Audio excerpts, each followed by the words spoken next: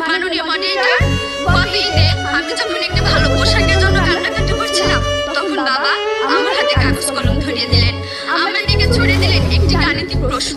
একজন দিনমজুরের দৈনিক 300 টাকা হলে মাসে কত টাকা আয় করেন? মাননীয় মডারেটর, মুখে মুখে বাবাকে জবাব দিলাম 9000 টাকা। বাবা আমার কাছে হাত রাখলেন, চুলের মাঝে হালতো মিলিয়ে কেটে বললেন, মানে তোর এই বাবা হাই স্কুলের শিক্ষক হিসেবে মাসে 8000 টাকা বেতন পায়। আমি কোনো প্রশ্ন করতে পারিনি বাবাকে।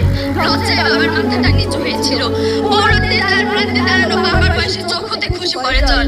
জানি না মাননীয় মডারেটর, আমার বাবার পাশে চোখ থেকে খুশি পড়া জল শিক্ষার মানকে কতটা টেনে তোলার যোগ্যতা রাখে। মাননীয় মডারেটর, এই যদি হয় শিক্ষাগুরুর জীবন, তাহলে একটা সময় হয়তো এদেশে আর কোনো শিক্ষকই পাওয়া যাবে না। এমন বাংলাদেশ আমরা কখনোই আশা করি না। মাননীয় মডারেটর, 30 লক্ষ লাশের একটি পাহাড় মানিয়ে আমরা বর্তমানে এসে দাঁড়িয়েছি। 2 লক্ষ মায়ের স্নেহাঞ্জলি সাজিয়েছি দেশ। প্রতিপক্ষ বঙ্গবন্ধুর স্বপ্ন, লাখো শহীদের প্রত্যাশা আর বীর জননী ত্যাগের প্রতিদান দেওয়ার এখনই সময়।